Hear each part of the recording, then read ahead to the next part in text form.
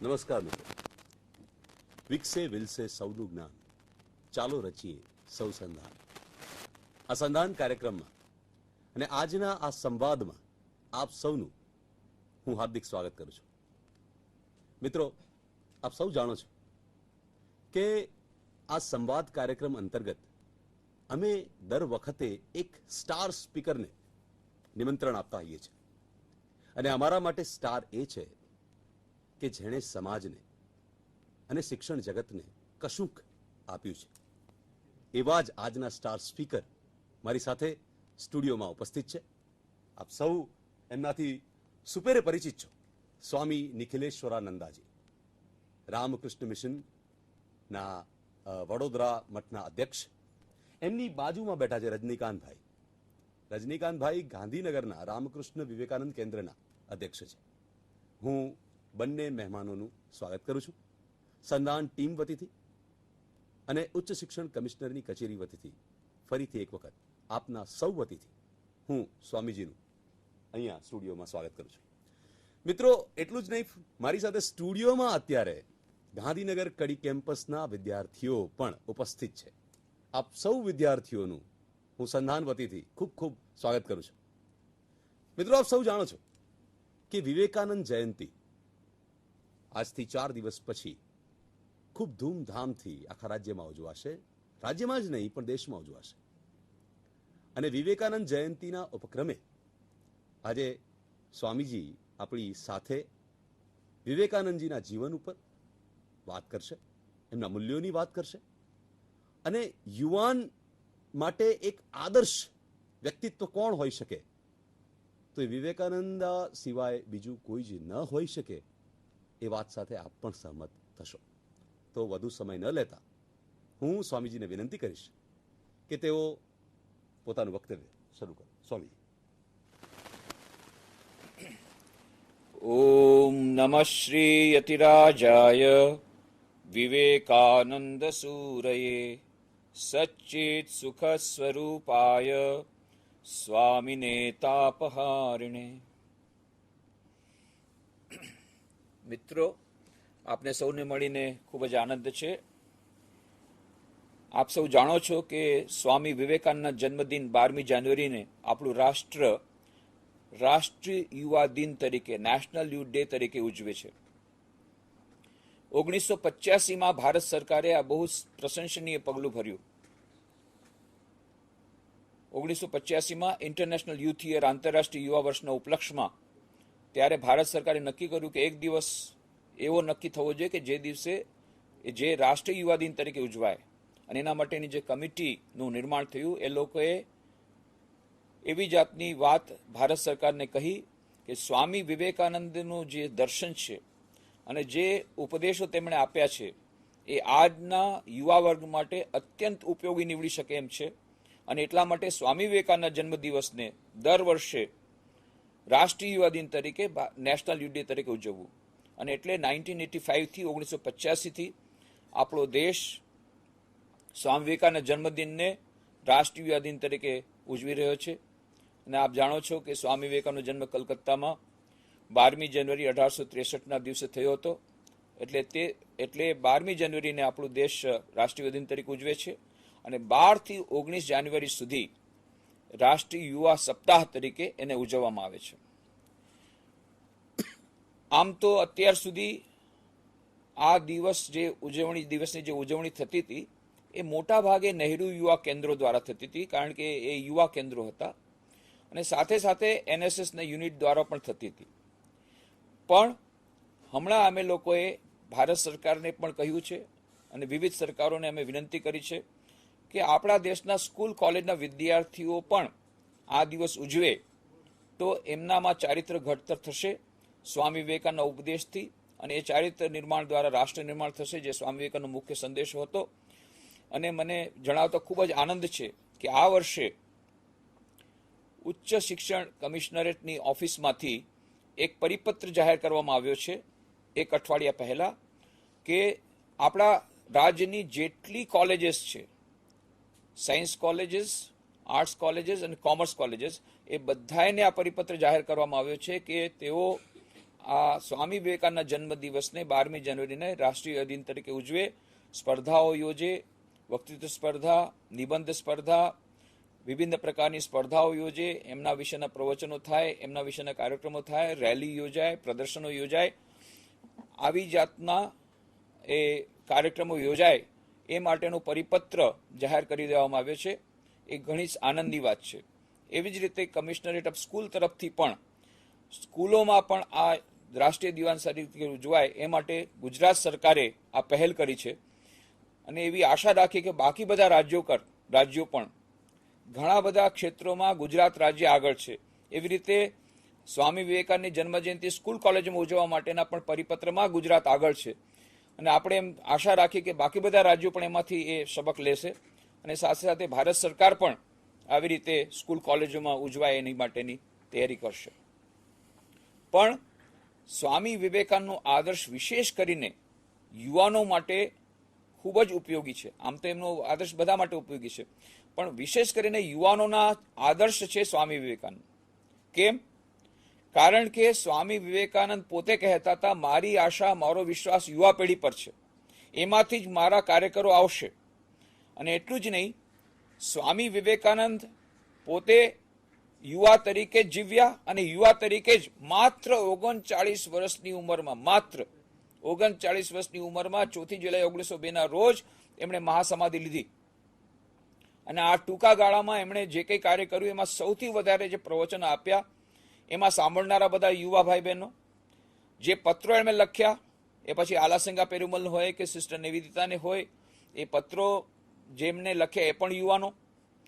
અને એમણે જ્યારે રામકૃષ્ણ મિશનની સ્થાપના કરી એમાં સંન્યાસી તરીકે જોડાયા, એ પણ યુવાનો.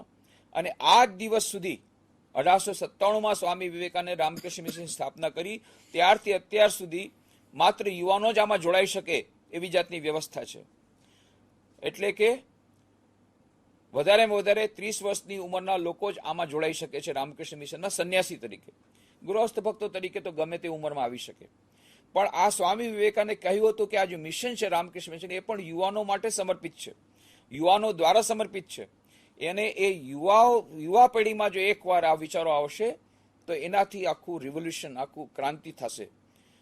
ત્યારના યુવાનોએ સ્વામી વિવેકાનંદના પડકારને ઝીલ્યો હતો, એ આપણે જાણીએ છીએ. સ્વામી વિવેકાનંદનું સંક્ષિપ્ત જીવન જો પહેલા તમને બતાવું તો સ્વામી વિવેકાનંદનો જન્મ જેમ કલકત્તા કહ્યું હતું, કલકત્તામાં 12મી જાન્યુઆરી 1863ના દિવસે થયો હતો. અને એના માટે એમના માતા ભુવનેશ્વરી દેવીએ વારાણસીમાં વીરેશ્વર શિવજીની વિશેષ પૂજા કરાવી હતી. અને એમની કૃપાના રૂપે એમને આ પુત્ર પ્રાપ્ત થયો, એટલે એનું નામ વીરેશ્વર રાખવામાં આવ્યું. વીરેશ્વરમાંથી બિલેશ્વર થયું, બિલેશ્વરમાંથી બિલે થયું. એ નાનકડો બાળક બિલે બહુ જ તોફાની બારકસ, એટલા તોફાન કરે ને જ્યારે ગુસ્સો કરે ત્યારે તો એને એકદમ કોઈ હિસાબે નિયંત્રણમાં આવી ન શકે. એમની માં કહેતા હતા, મેં 2 આયા રાખી હતી પણ 2 માયાઓ પણ એને કંટ્રોલ કરી શકતા નહીં, એને નિયંત્રિત કરી શકતા, એટલા બધા તોફાની. પરંતુ પછી જ્યારે બહુ તોફાન વધી જાય ને બહુ ક્રોધિત થઈ જાય, પછી ભુવનેશ્વરી દેવી પાસે એક બહુ સરસ કિમિયો હતો. તરત એને પકડી અને એ પાણીની નીચે લાવતા અને એક ઘોડો પાણી નીચે ઉપર એના માથા ઉપર નાખતા અને શિવજીનું નામ લેતા અને એમને કહેતા કે જો વધારે તોફાન કરીશ તો પછી શિવજી તને કૈલાસમાં જગ્યા નહીં આપે. બસ તરત જ બાળક શાંત થઈ જતો, કારણ કે આ શિવજીના અંશ હતા. તો આવી રીતે એમનું બાળપણ પણ વીત્યું અને પછી એટલા બધા બુદ્ધિશાળી અને દરેક ક્ષેત્રમાં આગળ. પછી જ્યારે વિદ્યાર્થી અવસ્થા એમનું નામ નરેન્દ્રનાથ રાખવામાં આવ્યું, નરોમાં ઇન્દ્ર, નરના રાજા. એ નરેન્દ્રનાથ તરીકે પણ એમણે શાળામાં જ્યારે હતા એ ઈશ્વરચંદ વિદ્યાસાગરની શાળામાં એમનું મેટ્રોપોલિટન ઇન્સ્ટિટ્યૂટમાં એમનું પહેલે એમને દાખલ કરવામાં આવ્યા. દરેક ક્ષેત્રમાં આગળ, રમતગમતમાં, વ્યાયામ શાળામાં જતા, કુસ્તીમાં, મુક્કાબાજીમાં, નાવ ચલાવવામાં, તરવામાં, કોઈ પણ એક ક્ષેત્ર, સંગીતમાં. બેની ઉસ્તાદ પાસે એમણે સંગીત શીખ્યું હતું, સંગીતનું જ્ઞાન લીધું હતું. અને માત્ર વોકલ નહીં, બહુ સુંદર ગાતા, એમનું ગળું પણ સરસ હતું, એમનો કંઠ બહુ સુરીલો હતો, પણ એ સાથે પણ ઘણા બધા ઇન્સ્ટ્રુમેન્ટ બજાવી શકતા, વાદ્ય બજાવી શકતા, મૃદંગ બજાવી શકતા. આવી રીતે એ ઓલરાઉન્ડર હતા. ભણવામાં આટલા બધા તેજ હોવા છતાં પણ એ કિતાબી કેળા નહોતા, બધા ક્ષેત્રોમાં આગળ હતા. પરીક્ષાના 2-3 દિવસ પહેલા જ એ પુસ્તકો વાંચતા, બાકી બધા પુસ્તકો વાંચતા આખું એ જીવન, આખું વર્ષ, અને માત્ર પરીક્ષાના થોડા દિવસ પહેલા એ પરીક્ષાના પુસ્તકો વાંચે, અને એમાં જ એમને ઘણા નંબર મળતા, ઘણા માર્ક્સ મળતા. આવી રીતે એ ઓલરાઉન્ડર હતા. સ્કૂલની પોતાની ક્રિકેટ ટીમના કેપ્ટન હતા, દરેક ક્ષેત્રમાં આગળ હતા.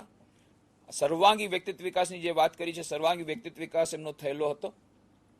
અને પછી નરેન્દ્રનાથ તરીકે જ્યારે એ કોલેજમાં પછી ગયા, પહેલું વર્ષ પ્રેસિડેન્સી કોલેજ, અને પછી બીજા વર્ષમાં સ્કોટિશ ચર્ચ કોલેજમાં જોડાયા, જેને પાછળથી એનું નામ થયું જનરલ એસેમ્બલી કોલેજ. અને ત્યાં એમના જીવનમાં પરિવર્તન શરૂ થયું. એમણે કાન્ટ, હેગલ, સ્પેન્સર, જ્હોન સ્ટુઅર્ટ મિલ, ઘણા બધા પાશ્ચાત્ય દાર્શનિકોના પુસ્તકો વાંચ્યા અને લગભગ અજ્ઞેયવાદી બની ગયા. એમને એ સત્યની ખોજમાં હતા, સત્યનો સાક્ષાત્કાર એમને કરવો હતો. પરંતુ એમના મનમાં એક ભયંકર સંશય આવ્યો કે ઈશ્વર છે કે નહીં, સત્ય છે કે નહીં, પરમ સત્ય છે શું છે, એ જાણવાની ઇંતજારી થઈ. અને એ ઈશ્વર પરની શ્રદ્ધા ગુમાવી બેઠા, અજ્ઞેયવાદી બની ગયા આ બધા પાશ્ચાત્ય દાર્શનિકોના પુસ્તકો વાંચીને.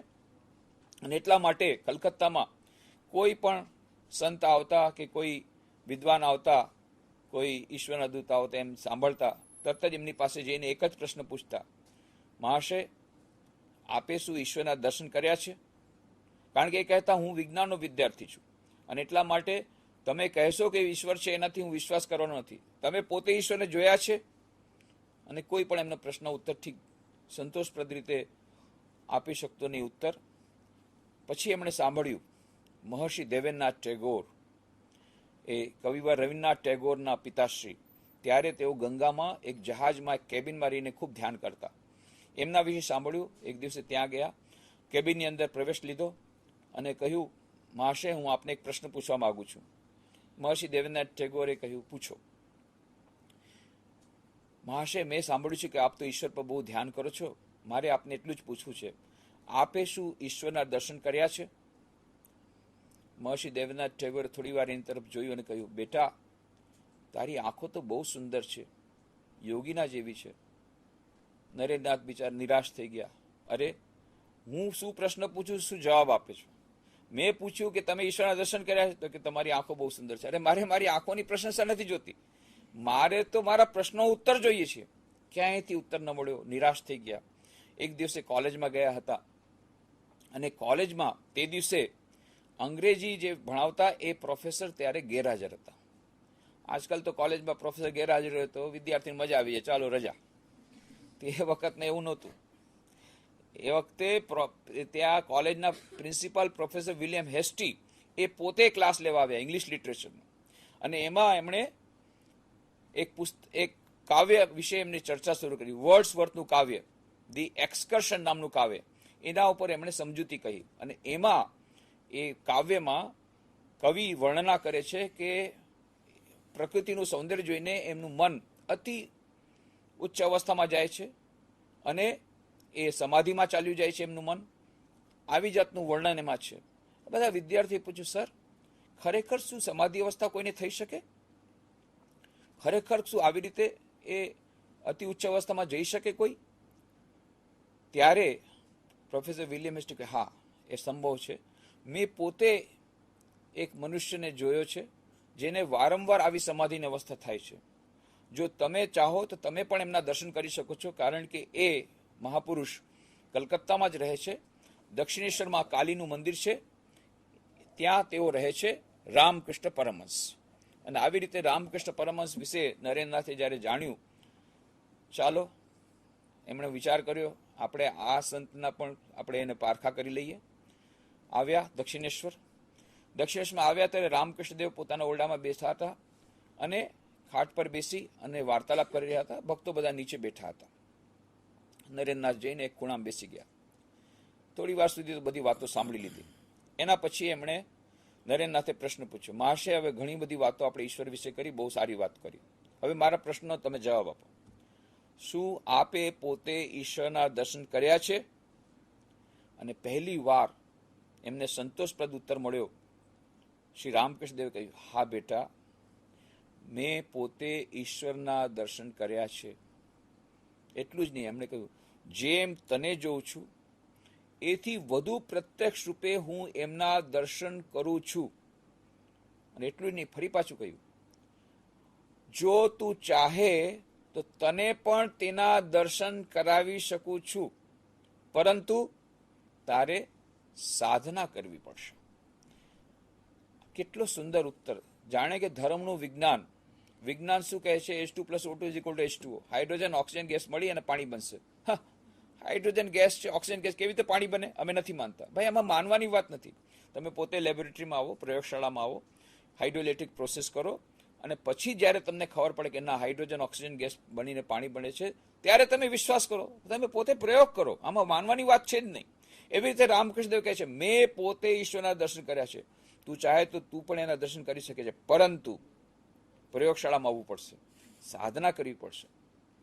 અને નરેન્દ્રનાથે એ ચેલેન્જ સ્વીકાર કરી, સાધના કરી, અને સાધનાના અંતમાં એમને પણ એ સમાધિની અવસ્થાનું એમને દિગ્દર્શન થયું.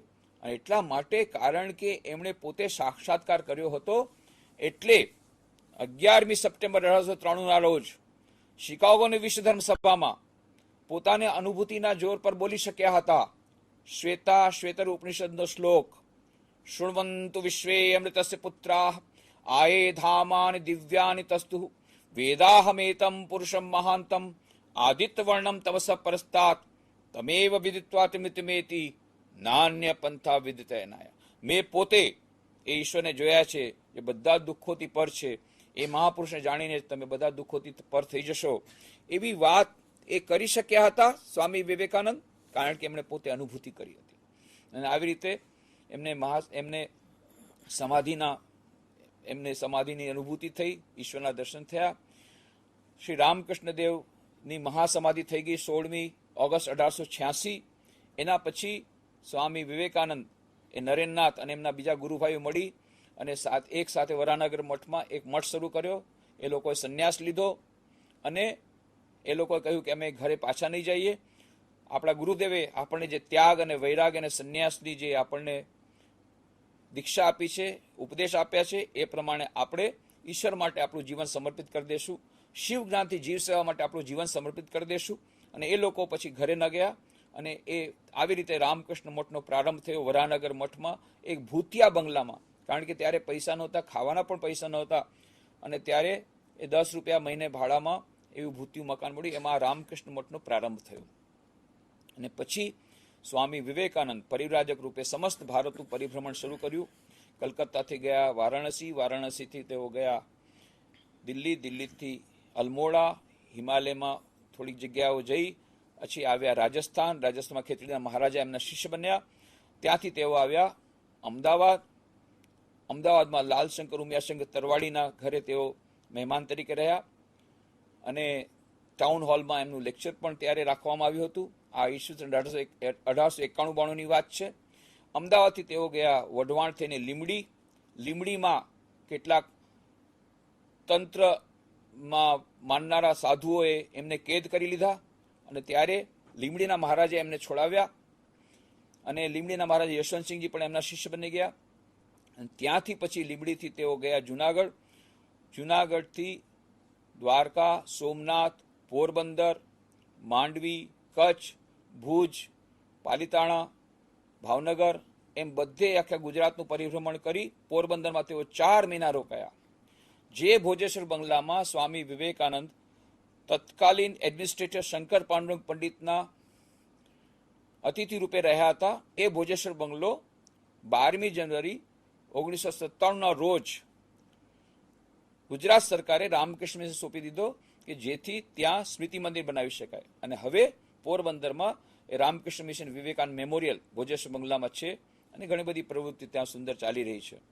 એવી રીતે લીમડીમાં જે મહેલમાં, રાજમહેલમાં સ્વામી વિવેકાનંદ રોકાયા હતા, એ અત્યારે વર્તમાન જે રાજમાતા છે તેમણે રામકૃષ્ણ મિશનને સોંપી દીધો બંગલો, એ મહેલ. અને ત્યાં પણ હવે મેમોરિયલ ત્યાં સ્થાપાઈ ગયું છે સ્વામી વિવેકાનંદનું. એટલા માટે લીમડીમાં પણ રામકૃષ્ણ મિશનનું સેન્ટર છે. રાજકોટમાં તો બહુ પહેલેથી હતું જ. અને પછી સ્વામી વિવેકાનંદ આવી રીતે બધે આખું ગુજરાતનું પરિભ્રમણ કરી છેવટે આવ્યા નડિયાદ. નડિયાદમાં એ તેઓ રહ્યા હતા. વિહારીદાસ દેસાઈ, જુનાગઢના તત્કાલીન દિવાન, જે મૂળ તો નડિયાદના હતા, એમની સાથે એમની ઘણી ગાઢ મિત્રતા થઈ, ઘણા બધા પત્રો પણ સ્વામીજી એમને લખ્યા છે. અને એ હરિદાસ વિહાર દેસાઈ ત્યાંથી થઈ અને પછી તેઓ આવે વડોદરા. વડોદરામાં તેઓ દિલારામ બંગલામાં રોકાયા. હરિદાસ વિહાર દેસાઈના મૂત્ર હતા ત્યારે એ મણિભાઈ જશભાઈ એ વડોદરાના દિવાન હતા, એમને ત્યાં તેઓ રોકાયા. અને એ દિલારામ બંગલો જ્યાં સ્વામી વિવેકાનંદ રોકાયા હતા એ જ દિલારામ બંગલો ગુજરાત સરકારે રામકૃષ્ણ મિશનને સોંપી દીધો 18મી એપ્રિલ 2005ના રોજ, જેથી ત્યાં સ્મૃતિ મંદિર બનાવી શકાય. અને ત્યાં પણ હવે વિવેકાનંદ મેમોરિયલ બની ગયું છે. સમસ્ત વિશ્વમાં માત્ર 11 જગ્યા એવી છે કે જ્યાં સ્વામી વિવેકાનંદ રહ્યા હતા અને મેમોરિયલ બનાવવામાં આવ્યું છે. એમાંથી 3 જગ્યા અમેરિકામાં છે. હમણાં તાજેતરમાં હું અમેરિકા ગયો તો આ 3 જગ્યા હું જોઈને આવ્યો, રિજલી મેનર અને સાઉથ પેસેડિયાનાનું મકાન અને થાઉઝન્ડ આઇલેન્ડ પાર્ક. બાકીની 8 જગ્યાઓ ભારત વર્ષમાં છે. એક તો કન્યાકુમારી, જે કન્યાકુમારીના શિલાખંડ પર બેસીને સ્વામી વિવેકાનંદ ધ્યાન કર્યું હતું અને ઘનીભૂત ભારત બની ગયા હતા. કન્ડેન્સ્ડ ઇન્ડિયા 24, 25, 26 ડિસેમ્બર 1892ના રોજ, જ્યાં બેસીને તેમણે નિર્ણય કર્યો હતો હું સમુદ્ર પાર જઈ અને આપણો વેદાંતનો પ્રચાર પ્રસાર કરીશ અને બદલામાં હું સાયન્સ અને ટેકનોલોજી લાવીશ. એ કન્યાકુમારી શિલાખંડ પર બેસીને ત્યાં જ 1970થી એક બહુ સરસ મેમોરિયલ બન્યું છે એ સ્વામી વિવેકાનંદના ખડક પર, જે ખડક છે એના પર, અને સ્વામી વિવેકાનંદ શિલા સ્મારક થયું છે. જે જગ્યાએ સ્વામી વિવેકાનંદ જન્મ થયો હતો જે મકાનમાં, ત્યાં પણ વિવેકાનંદ મેમોરિયલ બન્યું છે કલકત્તામાં. અને આઈસ હાઉસ જ્યાં સ્વામી વિવેકાનંદ રહ્યા હતા ચેન્નાઈમાં, મદ્રાસમાં 1 અઠવાડિયું સુધી, ત્યાં પણ મેમોરિયલ બન્યું છે. બેલગામમાં 1 અઠવાડિયું રોકાયા હતા ફોરેસ્ટ બંગલોમાં, એ ફોરેસ્ટ બંગલો પણ હવે રામકૃષ્ણ મિશનનું એક કેન્દ્ર બની ગયું છે. અને આ સિવાય 3 મેમોરિયલ ગુજરાતમાં છે. એ ગુજરાત માટે ગૌરવની વાત છે. લીમડી, પોરબંદર અને વડોદરા.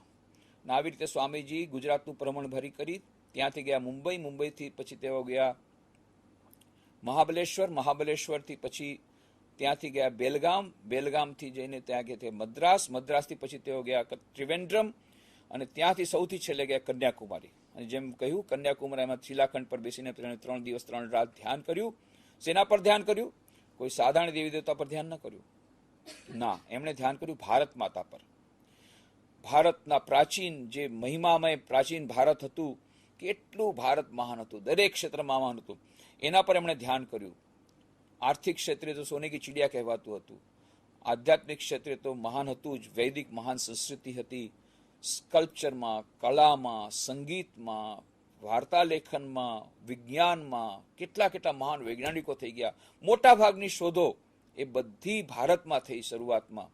અરે લોકો કહે છે ભારતે શું આપ્યું વિશ્વને? 0.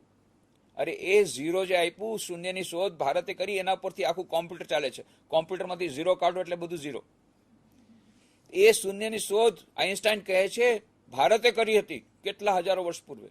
આપણને એમ લાગે છે કે ભાઈ કોઈને પૂછો, ભાઈ ગુરુત્વાકર્ષણ નિયમ કોણે શોધ્યો? ન્યૂટને શોધ્યો. અરે ભાઈ ન્યૂટને શોધ્યો 17મી શતાબ્દીમાં. 10મી શતાબ્દીમાં ભાસ્કરાચાર્યે સિદ્ધાંત શિરોમણી ગ્રંથમાં ગુરુત્વાકર્ષણ નિયમની વાત કરી છે. આપણે જાણતા જ નથી કેટલા દરેક ક્ષેત્રમાં ભારત મહાન હતું. એના પર સ્વામીજી ધ્યાન કર્યું. અને પછી જે ભારત એમણે જોયું હતું, કેટલા લોકો ગરીબ હતા, કુસંસ્કારથી પીડાતા હતા, ધર્મ નામે બધા કુસંસ્કાર આવી ગયા હતા, છૂવાછૂત આવી ગયો હતો, અને જે નિમ્ન વર્ણના લોકો હતા એના પર ખૂબ અત્યાચાર થતા હતા, સ્ત્રીઓ પર ખૂબ અત્યાચાર થતા હતા. એ બધું એમણે નજરે જોયું હતું ગામડે ગામડે ફરીને. એ જે તત્કાલીન ભારતની અવદશા, એના પર પણ એમણે ધ્યાન કર્યું. અને ભવિષ્યનું જે ભારત, જે મહાન ભારત બનશે, જે સમસ્ત વિશ્વ પર વિજય પ્રાપ્ત કરશે પોતાની આધ્યાત્મિક શક્તિ દ્વારા, એના પર પણ એમણે સોનેરી ભારત પર પણ ધ્યાન કર્યું. અને પછી એમણે કહ્યું જેટલી આપણી સમસ્યાઓ છે એના સમાધાન માટે આપણે શું કરવું પડશે? વેદાંતના જે વનના જ્ઞાનને દૈનિક જીવનમાં લાવવું પડશે, પણ એની સાથે સાથે વિજ્ઞાન અને ટેકનોલોજી પણ લાવવી પડશે. તો જ આપણે આર્થિક ક્ષેત્રે, ઇકોનોમિક ક્ષેત્રે આપણે સુપર પાવર બની શકીશું. ત્યારના વખતમાં કોઈ આવા બધા વિચારો નહોતા કર્યા. સ્વામી વિવેકાનંદ કે હું ત્યાંથી વિદેશથી સાયન્સ અને ટેકનોલોજી લાવીશ, પણ હું ભિખારી તરીકે નહીં જાઉં. આપણી પાસે વેદનું જ્ઞાન છે, વેદાંતનું જ્ઞાન છે, જેની આજે એ લોકોને બહુ જરૂર છે. મનમાં એ લોકો અશાંતિ ભોગવી રહ્યા છે.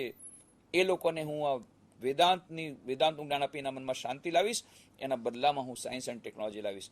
આવા ઉદ્દેશથી તેઓ 1893માં 31મી મેના રવાના થયા. મુખ્ય ઉદ્દેશ હતો સૌથી પહેલા તો શિકાગોની વિશ્વ ધર્મ સભામાં ભાગ લેવો, પરંતુ માત્ર એના માટે તેઓ નહોતા ગયા.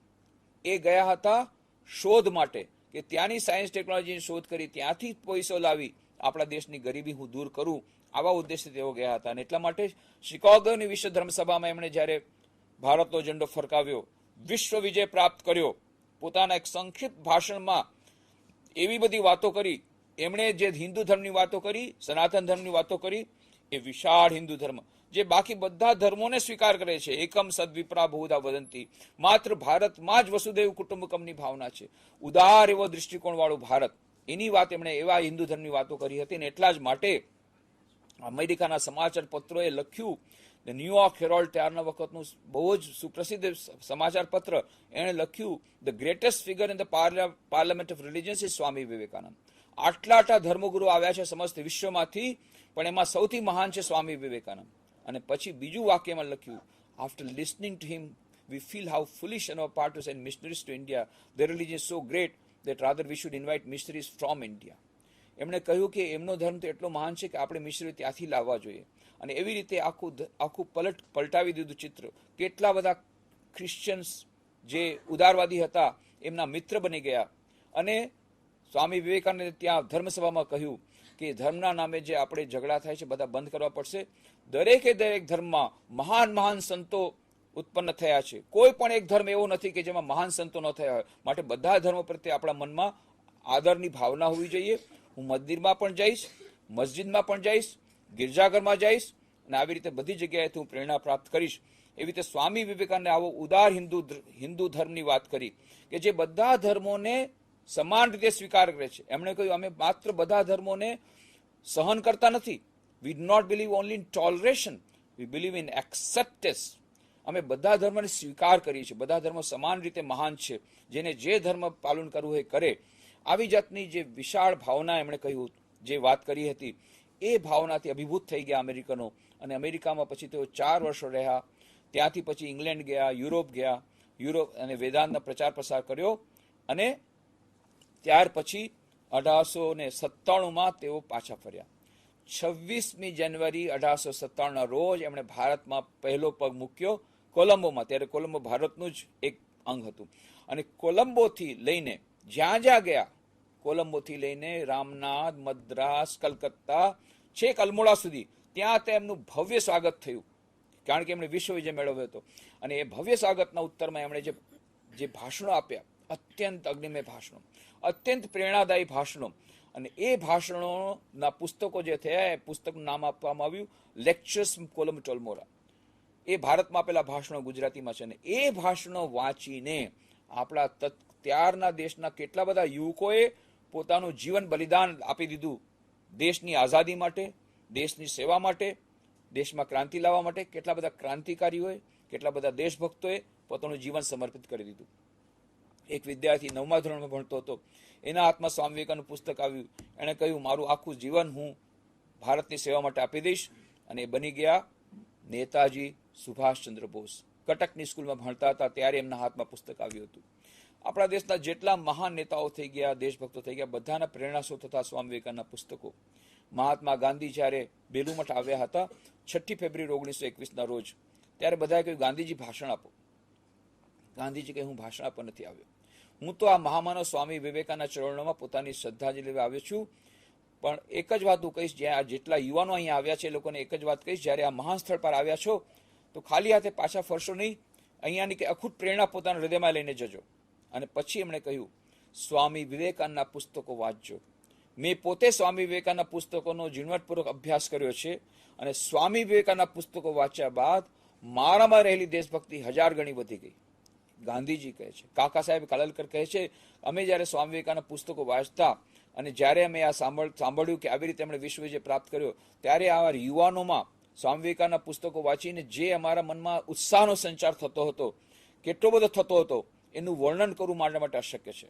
પંડિત જવાહરલાલ નહેરુ કહ્યું કે મને ખબર નથી આજની પેઢીના કેટલા યુવાનો સ્વામી વિવેકાનંદના પુસ્તકો વાંચે છે, પણ હું એટલું કહીશ કે અમારા સમયમાં ભાગ્યે જ કોઈક યુવાન હશે કે જે સ્વામી વિવેકાનંદના પુસ્તકો વાંચી અને અભિભૂત ન થતો હોય, પ્રેરિત ન થતો હોય. ડૉક્ટર રાધાકૃષ્ણન કહે છે, અમે જ્યારે અમારા મિત્રોને પત્ર લખતા ત્યારે સ્વામી વિવેકાનંદના પત્રો એમાં ટાંકી દેતા, કારણ કે એ વખતમાં સ્વામી વિવેકાનંદના પુસ્તકો જો કોઈ જાહેરમાં વાંચતું તો બ્રિટિશ સરકારની નજર એના ઉપર પડતી, કારણ કે જેટલા ક્રાંતિકારીઓ બધા એના ઘરમાં સ્વામી વિવેકાનંદના પુસ્તકો હતા, અને એટલા માટે એ વખતના ઇન્ટેલિજન્સ ડિપાર્ટમેન્ટે બ્રિટિશ સરકારને અનુરોધ કર્યો હતો કે સ્વામી વિવેકાનંદના પુસ્તકો પર જો તમે પાબંદી નહીં લાવો તો પછી આ ક્રાંતિકારીઓને અમે ખાડી નહીં શકીએ. આવા સ્વામી વિવેકાનંદના પુસ્તકો દેશભક્તિની ભાવનાથી ભરપૂર, ત્યારના યુવાનોને એમણે અભિભૂત કર્યા. સૌથી પહેલા એમણે સ્વાધીનતાની વાત કરી. ગાંધીજી તો 1915માં આવ્યા હતા, પણ સ્વામી વિવેકાનંદે 1897ના પોતાના મદ્રાસના ભાષણમાં કહ્યું. શું કહ્યું? એમણે એક લક્ષ્ય રાખ્યું આપણે માટે. બધી જગ્યાએ એમણે એક સંદેશો આપ્યો. શું સંદેશો આપ્યો? તમે જાણો છો બધા. ઉત્તિષ્ઠત જાગ્રત પ્રાપ્ય વરા નિબોધત, arise awake and stop not till the goal is reached. ઉઠો, જાગો અને ધ્યેય પ્રાપ્ત ન થાય સુધી મંડ્યા રહો. અને એ સંદેશો સાંભળીને આપણા દેશના કેટલા બધા લોકો જાગી ગયા, યુવાનો જાગી ગયા. આપણું દેશ 1000 વર્ષની ગુલામીમાં સૂતો હતો, આખું દેશ જાગી ગયો. પરંતુ અને એ લોકોએ શું કર્યું? સ્વામી વિવેકાનંદનું સ્વપ્ન સિદ્ધ કર્યું. સ્વામીજી કહ્યું તો 1897માં 50 વર્ષો સુધી બાકી બધા દેવી દેવતાઓને ભૂલાવી દો. એક માત્ર દેવી છે જેનું આપણે જેની પૂજા કરવાની છે, એ છે ભારત માતા. ભારત માતા માટે તમે લોકો બલિદાન દઈ દો, ભારતની સ્વાધીનતા માટે બલિદાન દઈ દો. અને ખરેખર ત્યાંના યુવાનોએ બલિદાન આપ્યું, ભારતની સ્વાધીનતા મળી. પરંતુ સ્વાધીનતા પછી શું થયું? સ્વાધીનતા મળી એના પછી આપણે પાછા સુઈ ગયા. સ્વામી વિવેકાનંદ સંદેશને ભૂલાવી દીધો. સ્વામીજી કહ્યું તું ઉઠો, જાગો અને ધ્યેય પ્રાપ્ત થાય ત્યાં સુધી મંડ્યા રહો. આપણે શું કર્યું? ઉઠ્યા, જાગ્યા, સ્વાધીનતા પ્રાપ્ત કરી, પાછા સુઈ ગયા. બધા પોતપોતાના સ્વાર્થમાં રચવા ગયા. મેં, મેરી બીબી, મેરા બચ્ચા, મેરા મકાન, દેશ જાય ભાડ મેં. અને બધા ભ્રષ્ટાચારમાં લઈ ગયા. હવે જુઓ ભ્રષ્ટાચારનું ભૂત તો જુઓ કેવું. હવે તો પેલા તો આપણે લાખોમાં વાત કરતા, પછી કરોડોમાંથી, હવે તો લાખો કરોડ, 1,70,000 કરોડ ટેલિકોમ અને કેવા કેવા બધા કૌભાડો. આ શેના માટે? કારણ કે દેશભક્તિની ભાવના હતી. જો કોઈ વ્યક્તિના મનમાં દેશભક્તિની ભાવના હોય, સ્વામી વિવેકાનંદ જે દેશભક્તિની વાત કરી હતી, તો આ બધી કોઈ વાત જ થાત નહીં. દેશનું આટલું બધું નુકસાન થાય છે. ગરીબી 22% લોકો ગરીબી રેખાની નીચે છે, 2 ટાઈમ ખાવા નથી મળતા, અને આ કરોડો રૂપિયાનું કૌભાડ આ તરફ ચાલે છે. કારણ સ્વામી વિવેકાનંદ સંદેશો આપણે ભૂલાવી દીધો. સ્વામીજી કહ્યું હતું ઉઠો, જાગો, ધ્યેય પ્રાપ્ત ન થાય સુધી મંડ્યા રહો. અને ધ્યેય એમણે શું કહ્યું હતું? સ્વાધીનતા ધ્યેય નહોતું. સ્વાધીનતા અવશ્ય ચાહતા હતા. Liberty is the first condition of growth. સ્વાધીનતા પહેલી શરત છે વિકાસની. પરંતુ ત્યાંથી અટકી જવાનું નથી. તો સ્વામી વિવેકાનંદે કયું આપણા દેશ માટે કયો ઉદ્દેશ રાખ્યો હતો, કયું લક્ષ્ય રાખ્યું હતું?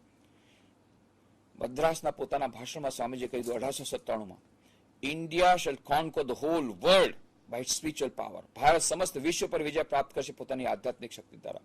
એ ચાહતા હતા ભારત 1 નંબરનો દેશ બને, દરેક ક્ષેત્રમાં ભારત આગળ વધે, આર્થિક ક્ષેત્રમાં સુપર પાવર બને, પણ એટલું જ નહીં, પોતાની આધ્યાત્મિક શક્તિ દ્વારા સમસ્ત વિશ્વ પર વિજય પ્રાપ્ત કરે. અને જ્યારે એમને પૂછવામાં આવ્યું કે તમે તો સંન્યાસી છો, તમે કેમ ભારત માતાની વાત કરો છો અને દેશભક્તિની વાત કરો છો, ત્યારે એમણે કહ્યું, જુઓ, હું બધા દેશોને પ્યાર કરું છું, પરંતુ સૌથી પહેલા જે વ્યક્તિ પોતાની માતાને પૂજા ન કરી શકે, પોતાની માતાને સન્માન ના આપે, એ બીજાની માતાને શું સન્માન આપવાનો હતો? એટલા માટે હું ભારત માતાને પ્રેમ કરું છું. એટલું જ નહીં, વિદેશી જ્યારે પાછા ફર્યા ત્યારે કોઈક એમને પૂછ્યું, સ્વામીજી હવે તો તમે વિદેશની જહાજલાલી જોઈ લીધી, યુરોપની જહાજલાલી જોઈ, અમેરિકાની જહાજલાલી જોઈ, હવે તમને ભારત કેવું લાગે છે? ત્યારે સ્વામીજી કે જુઓ, ભારતને હું પહેલા પણ પ્રેમ કરતો હતો, વિદેશ ગયા પહેલા, પણ હવે જ્યારે મેં ત્યાંની જહાજલાલી જોઈ લીધી, ત્યાંનું બધું જોઈ લીધું, હવે તો ભારતની પ્રત્યેક રજ મારા માટે પવિત્ર છે, પ્રત્યેક કણ મારા માટે પવિત્ર છે. આ તો મારા માટે મહાન પુણ્યભૂમિ છે.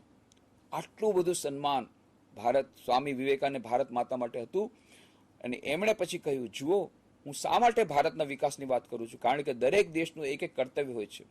વિશ્વના ઇતિહાસમાં આપણે જોઈએ છીએ કે દરેક દેશનું પોતપોતાનું પ્રધાન હોય છે. ભારતનું પ્રધાન છે સમસ્ત વિશ્વમાં આધ્યાત્મિક સંસ્કૃતિ લાવવી. અને એટલા માટે જો ભારતનું પતન થશે તો પછી વિશ્વમાં કોઈ આધ્યાત્મિકતા રહેશે નહીં, સંસ્કૃતિ રહેશે નહીં, અને સમસ્ત વિશ્વનું પતન થઈ જશે. સમસ્ત વિશ્વને બચાવવો હશે તો ભારતને બચાવવો પડશે. એટલા માટે હું ભારતની આધ્યાત્મિક સંસ્કૃતિનું પતન ન થાય એટલા માટેના પ્રયત્નો હું કરું છું. સંન્યાસી તરીકે મારી ફરજ છે, સમસ્ત વિશ્વ માટે મારે ચિંતન કરવાનું છે, સમસ્ત વિશ્વનો કલ્યાણનું ચિંતન કરવાનું છે. અને એટલા માટે ભારત બચશે તો વિશ્વ બચશે. માટે હું ભારતની સેવા કરવા માટે, ભારતના કલ્યાણ માટે એની માટે યોજનાની વાતો કરું છું. સ્વામી વિવેકાનો સંદેશો આપણે જો બરાબર જાળવીને રાખ્યો હોત સ્વાધીનતા પછી, તો પછી આ આપણી જે અવદશા થઈ છે ન થાત. ઘણું આપણે ભારત આગળ વધ્યું છે, પણ આનાથી ઘણું બધું આજે આગળ વધી જાત. અને અત્યારે જે આપણે ઘણા બધી ખામીઓ જોઈએ છીએ, ભારત સુપર પાવર બની રહ્યું છે, બહુ સરસ ઇકોનોમિક ગ્રોથ વધી રહી છે. આપણે સેટેલાઇટના ક્ષેત્રમાં, આપણે રિમોટ સેન્સિંગ સેટેલાઇટમાં આપણે નંબર 1 છીએ, ઘઉંના ઉત્પાદન નંબર 1 છીએ, દૂધના ઉત્પાદન નંબર 1 છીએ. ઘણું બધું ભારત આગળ વધી રહ્યું છે, સુપર પાવર બની રહ્યું છે, બધી વાત સાચી. પરંતુ આજના દિવસે પણ 22% લોકો ગરીબી રેખાની નીચે છે, 35% લોકો નિરક્ષર છે. આખા વિશ્વમાં સૌથી વધારે નિરક્ષર લોકો ભારતમાં છે. આ પણ આપણે ભૂલવું ન જોઈએ. એટલે હજી ઘણું બધું કરવાનું બાકી છે. અને આ અવસ્થા કેમ થઈ છે? એક તરફ તો આપણે ઇકોનોમિક સુપર પાવર બની રહ્યા છે, પૈસાવાળા પાસે બધા જે ફોર્બસની જે આખું લિસ્ટ બને છે એમાં મિલિયનરમાં અને બિલિયનરમાં આપણા કેટલાક ધનપતિઓ આવી રહ્યા છે. અને આ તરફ ગરીબોને ખાવાનું નથી. કેમ? કારણ કે આ ભ્રષ્ટાચાર. એટલા જ માટે મેં ડૉક્ટર કલામને કહ્યું હતું જ્યારે હું રાષ્ટ્રપતિ ભવનમાં મળ્યો 16 એપ્રિલ 2003ના રોજ, કે ડૉક્ટર કલામ, તમે 2020 સુધીમાં ભારતને વિકસિત ભારત બનાવવા માંગો છો, ડેવલપ કન્ટ્રી, પણ હું તમને કહી દઉં, તમે ગમે એટલો પૈસો વર્લ્ડ બેંકમાંથી લાવશો, ગમે એટલી પંચવર્ષ યોજના કરશો, ભારતના ગરીબોની ગરીબી જવાની નથી. શા માટે? મેં કીધું એક જ એટલા માટે કે પહેલાના પ્રધાનમંત્રીએ કહ્યું હતું કે અમે ₹1 નાખો પંચવર્ષ યોજનામાં તો 15 પૈસા જ પેલા છેવાડાના માણસને મળે છે. મને તો લાગે છે 5 પૈસા નહીં મળતા, વચમાં બધા ખવાઈ જાય. એટલું બધું rampant corruption in the country today, એટલું બધું ભ્રષ્ટાચાર છે. What is the solution? Swamiji સમાધાન શું છે? મેં કીધું એક જ સમાધાન છે. જે વાત આપણે 15મી ઓગસ્ટ 1947ના કરવી જોતી હતી, એ આજે કરવી પડશે. શું? સ્વામી વિવેકાનંદે કહ્યું હતું, what we want is man making education, character building education. આપણે કેવી જાતનું શિક્ષણ જોઈએ? મનુષ્ય નિર્માણકારી શિક્ષણ, ચરિત્ર નિર્માણવાળું શિક્ષણ. એ જો આપણે આજે પણ જો લાગુ પાડી દઈએ તો ચરિત્ર નિર્માણ દ્વારા રાષ્ટ્ર નિર્માણ અને રાષ્ટ્ર નિર્માણ દ્વારા વિશ્વ નિર્માણ, એ સ્વામી વિવેકાનંદની કલ્પનાને આપણે સાકાર કરી શકીએ. તો આ ચરિત્ર નિર્માણ કેવી રીતે થાય? સ્વામી વિવેકાનંદ કહેતા હતા, આદર્શ વ્યક્તિત્વ હોવું જોઈએ, સર્વાંગી વ્યક્તિત્વ વિકાસ થવું જોઈએ. સર્વાંગી વ્યક્તિત્વ વિકાસ કેવી રીતે? શારીરિક વિકાસ, માનસિક વિકાસ, બૌદ્ધિક વિકાસ, નૈતિક વિકાસ અને છેલ્લે આધ્યાત્મિક વિકાસ. આ પાંચે એક સાથે થાય તો એ સર્વાંગી વ્યક્તિત્વ વિકાસ થાય. અને એ માટેનું પંચશીલની મેં વાત આની પહેલા કરી હતી. આત્મવિશ્વાસ, સેલ્ફ કોન્ફિડન્સ, આત્મનિર્ભરતા, સેલ્ફ રિલાયન્સ, આત્મજ્ઞાન, સેલ્ફ નોલેજ, આત્મસંયમ, સેલ્ફ કંટ્રોલ અને આત્મત્યાગ, સેલ્ફ સેક્રિફાઈસ. આ 5 વસ્તુ આપણને મળે છે સ્વામી વિવેકાનંદના ગ્રંથોનું તમે અધ્યયન કરો. સ્વામી વિવેકાનંદના જે ગ્રંથો છે એ 9 ભાગમાં પથરાયેલા છે. The complete works of Swami Vivekananda. અંગ્રેજીમાં 9 ભાગ છે, ગુજરાતીમાં 12 ભાગ છે. સ્વામી વિવેકાનંદ ગ્રંથમાળા 12 ભાગમાં છે. તો એનું જે આપણે જે અધ્યયન કરી તેમાં જોઈશું કે સ્વામી વિવેકાનંદનો સંદેશો આપણે સંક્ષેપમાં આવી રીતે રાખી શકાય આ પંચશીલના માધ્યમથી. અને આવી રીતે સર્વાંગી વ્યક્તિત્વ વિકાસ થાય, ચારિત્ર ઘડતર થાય, એના દ્વારા રાષ્ટ્ર નિર્માણ દ્વારા વિશ્વ નિર્માણ. અને સ્વામી વિવેકાનંદ પોતાનું જીવન છે અદ્ભુત. સ્વામી વિવેકાનંદ આજના યુવાનોનો રોલ મોડેલ બની શકે છે. એનો અર્થ એ નથી કે બધા સંન્યાસી બનવાનું છે, પણ એમનો જેવો સર્વાંગી વ્યક્તિત્વ વિકાસ એ આપણે કરવાનો છે. તમે જુઓ, સ્વામી વિવેકાનંદ બાળપણથી જ, જેમ મેં વાત કરી, બધા ક્ષેત્રમાં આગળ હતા. શારીરિક વિકાસ કેવો હતો? અદ્ભુત. એમનું સ્વાસ્થ્ય જુઓ, એમનું શરીર જુઓ, જોઈને તમને લાગે જે પોતે કહેતા ને, vote we want is muscles of iron, nerves of steel. ખરેખર એમનામાં હતું.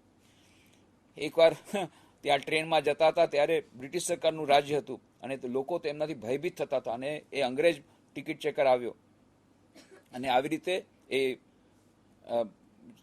2 અંગ્રેજ બાજુમાં બેઠા હતા અને ફર્સ્ટ ક્લાસના ડબ્બામાં ટિકિટ કોઈ કરાવી હતી, તે ફર્સ્ટ ક્લાસમાં ડબ્બા બેઠા હતા. તો આવી રીતે કાળા માણસને આવી રીતે ફર્સ્ટ ક્લાસના ડબ્બામાં જોઈ અને પેલા 2 અંગ્રેજો એકબીજા સાથે એને ખૂબ ગાળો દેવા માટે કે આવી રીતે આ બધા જાય છે, અને ખૂબ એ લોકોએ નિંદા કરી. સ્વામીજી બધું સાંભળ્યું. પછી થોડીક વાર પછી એક જગ્યાએ ટ્રેન જ્યારે ઊભી રહી ત્યારે અંગ્રેજી ટિકિટ ચેકર પાસે એમણે અંગ્રેજીમાં કહ્યું, મને થોડું પાણી આપો. હા, બંને અંગ્રેજો કહ્યું, તમે અંગ્રેજી જાણો છો? એમને કે અંગ્રેજી જાણતા નથી, એટલા માટે બહુ ગાળો દેતા હતા કે તમે અંગ્રેજી જાણો છો, તમે બધું સાંભળી લીધું, તમે કઈ બોલ્યા નહીં અમને. ત્યારે સ્વામીજી કહ્યું, it is not the first time I am meeting the fools. આ કઈ પહેલી વાર નથી કે મેં મૂર્ખાને મળ્યું છે. અને બંને અંગ્રેજો એટલા બધા ગુસ્સે થઈ ગયા અને સ્વામી વિવેકાનંદ સાથે ઝઘડવા આવ્યા. તરત જ સ્વામીજી બાંય ચડાવી આ લોકો જોઈ લીધું કે ભાઈ આમાં આપણે બંનેને પચાડી દેશે, ટ્રેનમાંથી બહાર કાઢી દેશે. એટલે પછી ચૂપચાપ બેસી ગયા. એટલે સ્વામી વિવેકાનંદ શારીરિક વિકાસ એવો જળ, બધા વ્યાયામ શાળામાં જતા હતા, મુક્કાબાજી કરતા હતા, બધું કરતા હતા, પણ સાથે સાથે માનસિક વિકાસ. અદ્ભુત એમની એવી મનની એકાગ્રતા.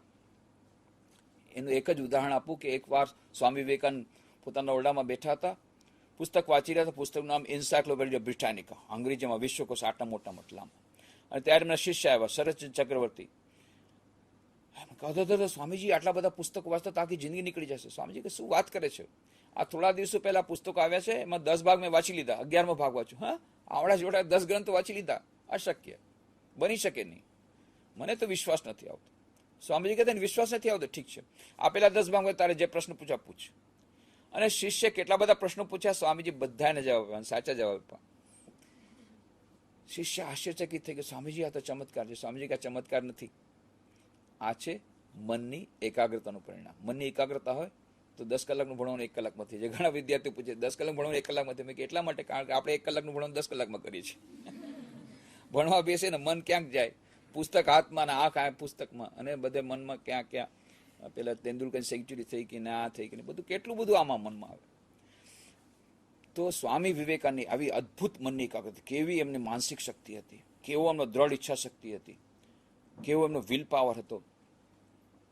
જ્યારે અમેરિકામાં હતા ત્યારે એક વખત એ એક પુલ પરથી પસાર થઈ રહ્યા હતા અને જોયું 4 જુવાનિયા બંદૂક હાથમાં લઈ અને ઈંડાના કોસલા પાણીમાં તરી રહ્યા હતા, એને વિંધવાનો પ્રયાસ કરતા હતા.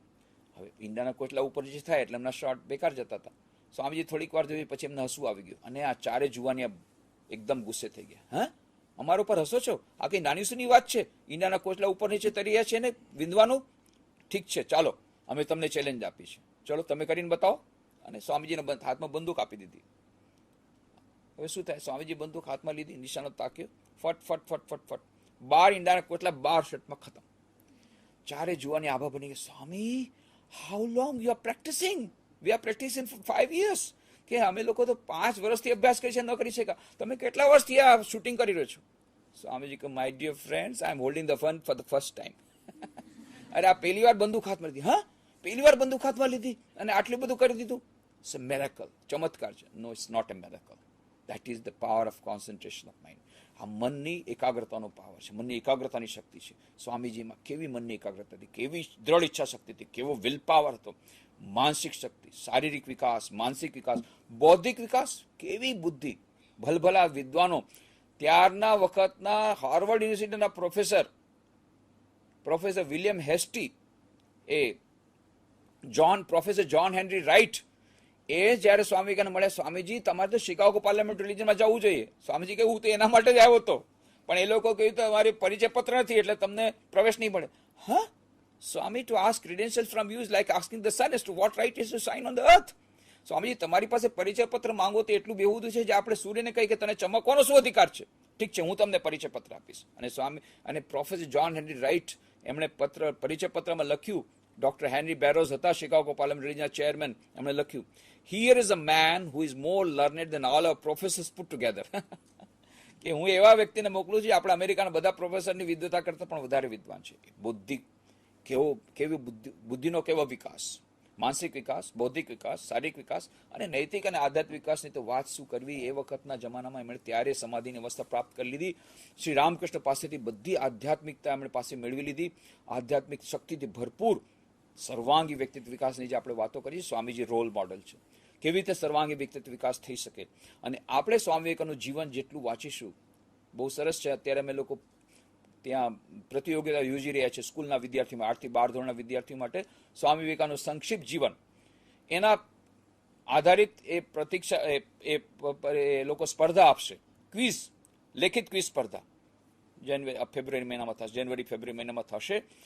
અને 32,000 વિદ્યાર્થીઓ ભાગ લઈ રહ્યા છે. કારણ કે અમસ્ત એમને કહેશું ભાઈ પુસ્તક વાંચો તો વાંચવાના નથી, તમે વાંચવા નથી, કોલેજના વિદ્યાર્થીઓ નથી વાંચતા તો સ્કૂલના ક્યાંથી વાંચો? એટલે કોલેજના વિદ્યાર્થી માટે હવે મારા ખ્યાલથી સ્પર્ધા યોજવી પડશે આવતા વર્ષથી, કે જેથી સ્વામી વિવેકાનંદના પુસ્તકો વાંચે. પરંતુ એ સ્વામી વિવેકાનંદના પુસ્તકો વાંચવાથી અદ્ભુત, ફ્રેન્ચ મનીષી રોમારોલા કહે છે કે સ્વામી વિવેકાનંદના પુસ્તકો વાંચવાથી એટલો અદ્ભુત રોમાંચ થાય છે જાણે કે ઇલેક્ટ્રિક શોક લાગે છે. આજે આ ઇલેક્ટ્રિક શોકની બહુ જરૂર છે. આત્મસંયમની વાત કરી, સેલ્ફ કંટ્રોલની વાત કરી અને સેલ્ફ સેક્રિફાઈસ. સ્વામી વિવેકાનંદ કહે છે, સ્વામી વિવેકાનંદ મૈસૂરના મહારાજાને કહ્યું હતું, my dear prince, this life is short. The vanities of this world are transient. In this short life, they alone live who live for others. The rest are more dead than alive. એમણે મૈસૂરના મહારાજે કહ્યું, મહારાજા, આ જીવન ક્ષણભંગુર છે. આ ક્ષણભંગુર જીવનમાં જે બીજાને માટે જીવે છે એ જ ખરેખર જીવે છે. બાકી બધા તો જીવતા કરતા મળદા વિશેષ છે. આજે જુઓ, ચારે તરફ મળદા જ મળદા છે. બધાએ પોતાના માટે, મેં, મેરી બીબી, મેરા બચ્ચા, મેરા મકાન, દેશ જાય ભાડ મેં. બધા પોતાના માટે જીવી રહ્યા છે. એટલે સ્વામી વિવેકાનંદનો આ જો સંદેશ જે છે આજે કેટલો મહત્વનો છે. બીજાના માટે જીવો. અને એટલા માટે એ આ જે મળદા છે એને બેઠા કરવા માટે શું કરવું પડશે? ઇલેક્ટ્રિક શોક આપવો પડશે. ઇલેક્ટ્રિક શોક મળશે સ્વામી વિવેકાનંદના પુસ્તકોમાંથી. ફ્રેન્ચ મનીષી રોમરોલો કહે છે, આજે પણ સ્વામી વિવેકાનંદના પુસ્તકો વાંચું છું, જાણે કે ઇલેક્ટ્રિક શોક મળે છે, વિદ્યુતનો ઝટકો લાગે છે. તો હું એવી આશા રાખીશ કે આપણા આજના વિદ્યાર્થી મિત્રો, જેટલા ગુજરાતના ત્યાં વિદ્યાર્થી મિત્રો સાંભળી રહ્યા છે, એમને હું એક જ વિનંતી કરીશ, સ્વામી વિવેકાનંદના પુસ્તકો વાંચો. ઇલેક્ટ્રિક શોક મળશે. રોજ રાતના તમે મોબાઈલ તો ચાર્જિંગમાં મૂકો છો, સાથે સાથે આ જો ઉપર એની બેટરીની તો ડાઉન થઈ જશે તો SMS નહીં મોકલી શકો. અને એટલા માટે આજે આપણી જે બેટરી છે ને, મેન્ટલ બેટરી, એને પણ ચાર્જ કરવી પડે. એને ચાર્જ કરવા માટે જ્યારે તમે મોબાઈલની બેટરીને ચાર્જ કરવા માટે તમે પ્લગમાં નાખો, ત્યારે આ બેટરીને રિચાર્જ કરવા માટે સ્વામી વિવેકાનંદનું પુસ્તક હાથમાં લ્યો. જ્યાં સુધીમાં તમારી મોબાઈલની બેટરી ચાર્જ થશે ત્યાં સુધીમાં તમારી મેન્ટલ બેટરી ચાર્જ થઈ જશે. અને આવી રીતે તમે દરરોજ રાતના સૂતી વખતે જો આ સ્વામી વિવેકાનંદના પુસ્તકો વાંચશો, હું તમને ખરેખર કહું છું, તમે થોડાક મહિનાની અંદર, 3 મહિના કે 4 મહિનાની અંદર તમને ખબર પડી જશે, તમારો આત્મવિશ્વાસ વધી જશે, અદ્ભુત આત્મવિશ્વાસ આવશે, પોતાની જાતમાં શ્રદ્ધા આવી જશે. જે કહેતા હતા ને સ્વામીજી કે નચિકેતા જેવા આપણે 100 યુવકો આવે તો હું આખા જગતની સુરત પલટી દઉં, એ શ્રદ્ધા નચિકેતામાં જેવી શ્રદ્ધા હતી એવી શ્રદ્ધા તમારામાં આવી જશે. આત્મશ્રદ્ધા આવશે અને સાથે સાથે મનની એકાગ્રતા આવશે, આત્મસંયમ આવશે, આત્મનિર્ભરતા આવશે, આત્મજ્ઞાન આવશે, અદ્ભુત બધી પ્રકારની શક્તિ આવશે, વિલ પાવર ડેવલપ થઈ જશે. એ અત્યારે તો શું છે, વિલ પાવર આપણે જાણીએ છીએ, સવારે એલાર્મ મૂકી દીધું, સવારે એલાર્મ વાગ્યું, બંધ કરીને પાછા સુઈ ગયા. વિલ પાવર નથી. આ વિલ પાવર આવશે, બધું આવશે જો સ્વામી વિવેકાનંદના પુસ્તકો આપણે આવી પ્રમાણે વાંચશું. તો આવી વિનંતી સાથે કે સ્વામી વિવેકાનંદના પુસ્તકો વાંચી, આત્મસાત કરી, આપણું ચારિત્ર ઘડતર કરી અને આવી રીતે રાષ્ટ્ર નિર્માણ અને રાષ્ટ્ર નિર્માણ દ્વારા વિશ્વ નિર્માણ આ કરીએ તો સ્વામી વિવેકાનંદનો જન્મદિન આપણે સારી રીતે બરાબર ઉજવ્યો એમ ગણાય. એના માટે સ્વામીજીનું સૂત્ર છે, બી એન્ડ મેક. પહેલા પોતે મહાન બનો, પછી બીજાને મહાન બનાવો. અને એમણે કહ્યું હતું, 1 ounce of practice is more important than 1 ton of preaching. તમે ગમે એટલું ઉપદેશ આપો કે ગમે એટલું તમે વાતો કરો, પણ એના કરતાં થોડુંક પણ આપણે જે આચરણ પોતાના જીવનમાં કરી શકીએ. તો હું આજે આશા રાખું છું સ્વામી વિવેકાનંદના પુસ્તકો વાંચી આપણા યુવા વર્ગમાં જેટલા મિત્રો છે, સ્વામી વિવેકાનંદના પુસ્તકો વાંચી આત્મસાત કરી પોતાનું ચરિત્ર નિર્માણ કરશે અને આ દ્વારા રાષ્ટ્ર નિર્માણ, વિશ્વ નિર્માણની ભૂમિકા ભજવશે. આવી રીતની આશા, આવી જાતની શુભેચ્છા સ્વામી વિવેકાનંદના ચરણોમાં પ્રાર્થના કરીને કે બધા પર એમના આશીર્વાદ વરસે, હું મારી વાણીને વિરામ આપું છું. ધન્યવાદ. ખૂબ ખૂબ આભાર સ્વામીજી. અપેક્ષા રાખીએ છીએ મિત્રો કે તમે કેટલીક બાબતો નહીં જાણતા હો સ્વામીજી વિશેની, સ્વામી વિવેકાનંદ વિશેની, એવી વાતોને પણ આજે સ્વામી નિખિલેશ્વરાનંદાજીએ તમારા સુધી પહોંચાડી છે. અને બહુ જ સાચું કહ્યું છે કે સ્વામીજી ઘણા બધાના જીવનને બદલવામાં કારણભૂત રહ્યા છે. હમણાં તમારી સાથે શેર કરવા માંગીશ અહીંયાથી કે ગઈકાલે જ બ્રહ્મપ્રાણાજી અમેરિકાથી અહીંયા પધારેલા. બ્રહ્મપ્રાણાજી અમેરિકાના સાઉધર્ન કેલિફોર્નિયાની અંદર જે વેદાંત સોસાયટી છે તેના અધ્યક્ષ છે, જેને માતાજી તરીકેના હુલામણા નામથી પણ આપણે જાણીએ છીએ. મિત્રો, કહેવાનું કારણ એટલું છે કે એક અમેરિકન બાઈ જ્યારે સ્વામીજીને વાંચે છે અને પછી પોતાનું સમગ્ર જીવન એ સ્વામીજીના વિચારોને સમર્પિત કરી દે છે. અને ફક્ત એટલું જ નહીં, પણ એક નેમ લઈને બેસે છે કે વિશ્વ આખામાં એ સ્વામીજીના વિચારોનો પ્રચાર પ્રસાર કરશે. મારી એક ટકોર પણ છે કે આપણે બીઇંગ એન ઇન્ડિયન, ભારતીય તરીકે આપણે સ્વામીજીને એમ કહીએ છીએ કે ભાઈ ઠીક છે, સ્વામી વિવેકાનંદને વાંચીએ છીએ, આ નહીં, આ અહીંયા કોન્શિયસ થવાની જરૂર છે કે વિદેશી લોકો પણ એમના વિચારોથી રંગાયેલા છે, એટલા અદ્ભુત રીતના રંગાયેલા છે કે પોતાનું જીવન સ્વામીજીને સમર્પિત કરી દીધું છે.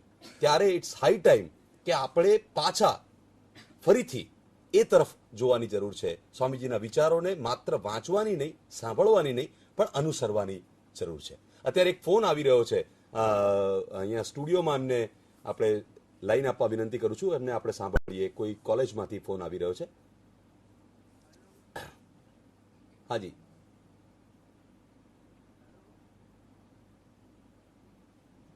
મિત્રો, એ ફોન અહીંયા ટ્રાન્સફર થાય ત્યાં સુધી એક સૂચના આપીએ કે આપ બિલકુલ ગમે ત્યારે પણ અહીંયા જે સ્ક્રીન ઉપર આપને નંબર દેખાયો એ નંબર ઉપર, બાયસેગના નંબર ઉપર આપ ફોન કરી અને સ્વામીજી સાથે અત્યારે જ વાત કરી શકો છો. અહીંયા સ્ટુડિયોમાં અમારી સાથે જે ઓડિયન્સ હાજર છે, કડી કેમ્પસ કોલેજના વિદ્યાર્થીઓ, આપના મનમાં જો કોઈ પ્રશ્ન ઉપસ્થિત હોય અથવા આપ આમાં કંઈક એડ કરવા માંગતા હો અથવા આપનો કોઈક અનુભવ હોય કે સ્વામીજીના વિચારથી, સ્વામી વિવેકાનંદના વિચારથી આપના જીવનમાં કોઈ પરિવર્તન આવ્યું હોય, તો એવી વાત પણ આપ અહીંયા શેર કરી શકો છો. તો આપના માટે આ મંચ ખુલ્લું છે. તમારામાંથી યસ, હા, માઇક્રોફોન લઈ માઇક ચાલુ કરી અને આપ આપનો પ્રશ્ન મૂકો. સ્વામીજી, ઘણા બધા લોકો એવું ઈચ્છતા હોય છે કે સ્વામી વિવેકાનંદ અને ભગતસિંહ જેવા લોકો ફરીથી આ દુનિયામાં અવતરે, પણ પાડોશીની ઘરે અવતરે, પોતાની ઘરે નહીં. જો કોઈ યુવાન આગળ વધવા માંગે તો એના માતા પિતા જ તેને રોકી લે છે અને આગળ વધવા દેતા નથી. કેમ કે યુવાનીમાં એ આગળ વધશે તો શું ખાશે, ક્યાં રહેશે, કેવી પરિસ્થિતિમાં મુકાશે. આ બધા અવરોધોથી આગળ વધવા માટે યુવાનોએ શું કરવું જોઈએ? બહુ સુંદર વાત છે. આ ખરેખર હકીકત છે અને આનો અમને પ્રત્યક્ષ અનુભવ થયો છે. કેટલા બધા સારા સારા વિદ્યાર્થીઓ જ્યારે આશ્રમમાં આવવાનું શરૂ કરે એટલે તરત જ એના માતા પિતા કે ખબરદાર જો ત્યાં ગયો છે, પછી પાછા તમને સંન્યાસી બનાવી દેશે. આમ તો જાકે કરોડોમાં એકાદ જ વ્યક્તિ આવે છે, પણ તેમ છતાં એ લોકો ગભરાઈ જાય કે ના, આશ્રમમાં જતો નહીં, તું સિનેમા જોવા જા, એમાં કાંઈ વાંધો નથી, પણ આશ્રમમાં જવાનું નહીં. તો આ સાચી વાત છે કે મા બાપે પણ, માતા પિતાઓએ પણ એમાં પ્રોત્સાહન આપવું જોઈએ. અને માતા પિતા એક જ વાત કરે છે કે ભાઈ ભણ ભણ ભણ અને તું કેરિયર ડેવલપ કર અને પૈસા કમા, અને પૈસો જ પરમેશ્વર છે, એના સિવાય બીજું કંઈ દુનિયામાં છે જ નહીં. હવે આ બધું કન્ઝ્યુમરિઝમ જે આવી ગયું છે ને, ઉપભોક્તાવાદ, એના શિકાર આપણા શિક્ષકો બની ગયા છે, એના શિકાર આપણા અભિભાવક બની ગયા છે, એના શિકાર આપણા વિદ્યાર્થીઓ પણ બની ગયા છે. અને આ પાશ્ચાત્ય સંસ્કૃતિનું આંદોલન અનુકરણ કરવાથી આ બધી વાતો થઈ છે. અને મીડિયાના પ્રભાવથી, એટલા જ માટે અમે લોકો સેમિનાર યોજી રહ્યા છીએ 13મી જાન્યુઆરી ત્યાં વડોદરામાં, role of electronic media in value education. અને આ પ્રવચક બ્રહ્મપ્રાણી જે વાત તમે ગઈકાલે, એ એનો નેગેટિવ રોલની વાત કરશે કે ઇલેક્ટ્રોનિક મીડિયાને કારણે કેટલો બધો પ્રભાવ થઈ ગયો છે કે એક વિદ્યાર્થી અમેરિકામાં 14 વર્ષની ઉંમર સુધીમાં 2 લાખ ખૂન જોઈ લે, અને એટલા માટે પછી બાપની બંદૂક લઈને બાપને જ મારી નાખે. અને પછી આ તો બાકી બધી વાત તો આગળ નહીં જવા દો, અને પછી ડ્રગ એડિક્ટ બને અને સુસાઇડ કરે, આ બધું થઈ રહ્યું છે. તો એનું આ મીડિયા ઇઝ બહુ મોટી જવાબદાર છે. પણ સાથે સાથે અત્યારે ઇલેક્ટ્રોનિક મીડિયા દ્વારા આપણે લાખો વિદ્યાર્થીઓ પાસે પહોંચી રહ્યા છીએ, એનો પોઝિટિવ રોલ છે. એટલે આપણે એનો ઉપયોગ કેવી રીતે કરી છે એના ઉપર આધાર રાખે છે.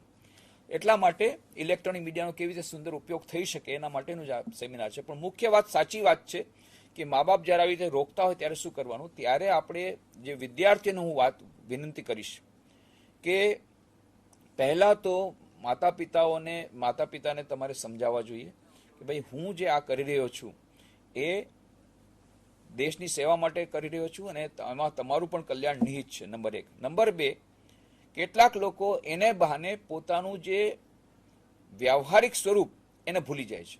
એટલા માટે સ્વામી વિવેકાનંદ કહેતા હતા, તમે આદર્શવાદી બનો, પણ અવ્યવહારુ ન બનો, બી પ્રેક્ટિકલ ઓલ્સો. એટલા માટે અમે લોકો શું કરીએ છીએ, કેટલાક લોકો કે ભાઈ માત્ર કેરિયર ડેવલપ કરો, કેટલાક લોકો કે માત્ર કેરેક્ટર ડેવલપ કરો. અમે કહીએ છીએ કેરિયર ડેવલપમેન્ટ, કેરેક્ટર ડેવલપ એક સાથે કરો.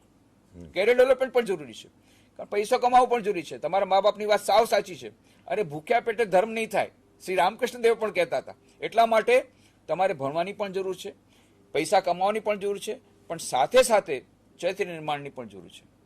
અને પછી એમાંથી કેટલાક વિદ્યાર્થીઓ એક્સેપ્શનલ અપવાદ રૂપે જે પોતાનું સમસ્ત જીવન સમર્પિત કરી દેવા માંગે છે, એવા જો હોય જૂજ પ્રમાણમાં, એના માટે એમના મા બાપે પણ સેક્રિફાઈસ કરવો પડે. અને એટલા જ માટે અમારે ત્યાં બહુ ઓછા સંન્યાસીઓ બને છે, બહુ ઓછા યુવકો સંન્યાસી બનવા માટે આવે છે.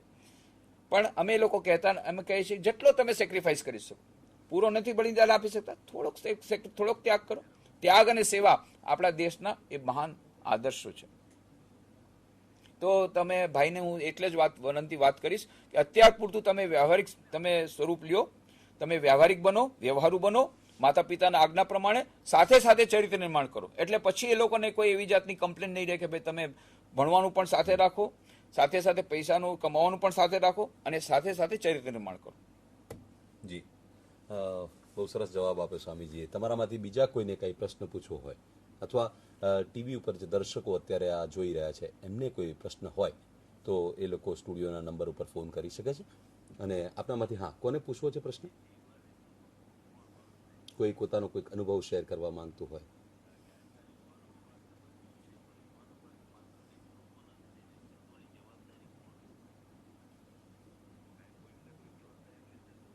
હવે ઘણા બધા વિદ્યાર્થીઓનો એક પ્રશ્ન એવો આવતો હોય છે સ્વામીજી, આપણે આ પહેલા જ્યારે 3 સેશન અહીંયાથી કર્યા અને એમાં વિવિધ પ્રશ્નોના જવાબો પણ આપ્યા અને કેટલાક પ્રશ્નો જે ફોન ઉપર અમે રિસીવ કરેલા અને જેનું અમે લિસ્ટિંગ પણ કર્યું હતું અને એ પ્રશ્નોના જવાબો મિત્રો અમે તમારા જવાબો સ્વામીજીની પાસેથી અપાવડાવ્યા અહીંયાથી. એમાંના કેટલાક પ્રશ્નો ગયા સેશનમાં છૂટી ગયા હતા. એ પ્રશ્નોમાં સૌથી અગત્યનો એક પ્રશ્ન હતો સ્વામીજી કે સંત એટલે શું? આ સંત સાચો છે એવી ખબર કેવી રીતે પડે? એવો એક પ્રશ્ન એક વિદ્યાર્થીનો હતો. બહુ સરસ પ્રશ્ન, જી. બહુ સરસ પ્રશ્ન. હવે સ્વામી વિવેકાનંદ એક વાક્ય યાદ રાખી લેવાનું. સ્વામી વિવેકાનંદ કહ્યું હતું, him I call a mahatma whose heart bleeds for the poor, otherwise he is a duratma. હું મહાત્મા એને જ કહું છું જેનું હૃદય ગરીબો માટે દ્રવે છે, નહીં તો એ દુરાત્મા છે. એક જ વાત યાદ રાખો, જે મનુષ્ય જેટલા પ્રમાણમાં નિસ્વાર્થ છે એટલા પ્રમાણમાં એ સંત છે. પછી ડ્રેસ ગમે તે પહેર્યો હોય, ગમે તે ડ્રેસ પહેર્યો હોય, ડ્રેસથી કંઈ હતું કેવો તમે કપડાં પહેરે એના ઉપર આધાર. તમારા હૃદયમાં શું તમે વેદના અનુભવો છો? જે ગરીબોને આજે 2 ટક ખાવા નથી મળતું એ લોકો માટે વેદના અનુભવો છો? એના માટે દુઃખ તમારા મનમાં થાય છે? બીજાનું દુઃખ જેની તમને મનમાં દુઃખ થાય છે? તમારામાં બીજાના માટે સ્વાર્થ, પોતાનો સ્વાર્થ ત્યાગ કરીને બીજાના માટે સેવા કરવાની ભાવના તમારામાં છે? તો તમે સંત છો. અને જો એ ન થયું હોય, માત્ર તમે આખો દિવસ પૂજા પાઠ કરો અને રામ નામ જપના પરાયમાં લપના, તો એ સંત નથી. બહુ સરસ. મિત્રો, આપણો સમય આપણને ક્યારેક રોકી લેતો હોય છે. અહીંયા 1 કલાક પૂરો થયો છે અને અહીંયા આપણે અટકવું પડશે. પણ આવા વારંવાર સંવાદના સેશનમાં આપણે આ માધ્યમથી અવારનવાર મળતા રહીશું અને અપેક્ષા રાખીએ છીએ કે સ્વામીજીએ જે વાત કરી એ વિદ્યાર્થીઓ પોતાના જીવનમાં ઉતારશે, એને ફક્ત સાંભળી અને ભૂલી નહીં જાય. અને એ વિદ્યાર્થીઓ અને આ વિદ્યાર્થીઓ અને બેટરી રોજ ચાર્જ કરવાની, મોબાઈલની બેટરી ચાર્જ કરવાની અને મેન્ટલ બેટરી ચાર્જ કરવાની, સ્વામી વિવેકાનંદ પુસ્તક વાંચવાનું. અને સ્વામી વિવેકાનંદ પુસ્તક વાંચશે, બાકી બધું પોતાને મળે થઈ જશે. આઈ એમ શ્યોર. કારણ કે મેં નજરે જોયું છે કેટલા લોકો સ્વામી વિવેકાનંદ પુસ્તક વાંચીને એમના જીવનમાં પરિવર્તન આવ્યું. મારી પાસે એવા સેંકડો કેસ સ્ટડી છે. એટલા માટે હું ખાસ વિનંતી કરું છું, આજથી વાંચવાનું શરૂ કરો. અહીંયા જેટલા છે બધાને એક એક પુસ્તક મળી ગયું ને આજે, આજથી શરૂ કરો. અને બાકી બધા જેટલા ત્યાં સાંભળી રહ્યા છે એ લોકોને ગમે તે રીતે પહોંચાડવામાં આવશે પુસ્તક. જી જી, બહુ સરસ. સો કાઇન્ડ ઓફ યુ સ્વામીજી. મિત્રો, એક સરસ પંક્તિ સાથે આપણે અટકીએ છીએ. કોઈ કવિએ કહ્યું છે કે ક્યારેય કોઈ ગ્રહ નડી શકતો નથી મને. આ યાદ રાખવા જેવું વાક્ય છે. યુવાન જે હોય એ તમામ યુવાનોએ આ સૂત્ર યાદ રાખવું કે ક્યારેય કોઈ ગ્રહ નડી શકતો નથી મને, ચક્રો મારા ભાગ્યના હું બિંદાસ ફેરવું. ક્યારેય કોઈ ગ્રહ નડી શકતો નથી મને, ચક્રો મારા ભાગ્યના હું બિંદાસ ફેરવું. સમયના કાંટા સમી ગતિ નથી મારી, સમયના કાંટા સમી ગતિ નથી મારી, મરજી મુજબ હું કાળનો ઇતિહાસ ફેરવું. અને આ વાત સ્વામી વિવેકાનંદે પોતાના જીવનમાં સિદ્ધ કરીને બતાવી છે. મિત્રો, સ્વામી વિવેકાનંદ જયંતિ નિમિત્તે સંધાન ટીમ વતીથી, ઉચ્ચ શિક્ષણ કમિશનરની કચેરી વતીથી આપ સૌને ખૂબ ખૂબ શુભકામનાઓ. તમામ વિદ્યાર્થી મિત્રોને આગામી આવનારા દિવસો માટે, પરીક્ષાઓ માટે ખૂબ ખૂબ ઓલ ધ બેસ્ટ. અને અહીંયાથી સંધાન વતીથી અને કમિશનર કચેરી વતીથી હું સ્વામી નિખિલેશ્વરાનંદાજીનો ખૂબ ખૂબ આભાર વ્યક્ત કરું છું કે સ્વામીજીએ પોતાના વાણીનો લાભ અવારનવાર આપણા ગુજરાતના વિદ્યાર્થીઓને આપ્યો છે અને એમણે એવી પ્રોમિસ પણ કરી છે કે આપતા રહેશે. અહીંયાથી હું રજનીકાંતભાઈનો પણ આભાર વ્યક્ત કરું છું. વિવેકાનંદ કેન્દ્ર ગાંધીનગરના તેઓ અધ્યક્ષ છે અને આપ સૌ વિદ્યાર્થી મિત્રો જે રજનીકાંતભાઈના આમંત્રણને માન આપીને અહીંયા આવ્યા છો, આપ સૌ વિદ્યાર્થીઓની સાથે પધારેલા એમના પ્રોફેસર ઇન્ચાર્જ, એ આપ સૌનો હું સંધાન વતીથી ખૂબ ખૂબ આભાર વ્યક્ત કરું છું અને મને આવી અપેક્ષા છે કે આપ વારંવાર આ સંધાનનો આ રીતના પ્રત્યક્ષ ભાગ બનતા રહેશો અને જે વિદ્યાર્થી મિત્રો જે પરોક્ષ છે અત્યારે, એટલે કે ટીવીના સ્ક્રીન ઉપર આ કાર્યક્રમને જોઈ રહ્યા છે, એ વિદ્યાર્થીઓનો પણ ખૂબ ખૂબ આભાર વ્યક્ત કરું છું. So keep watching Sandhan. Thank you very much.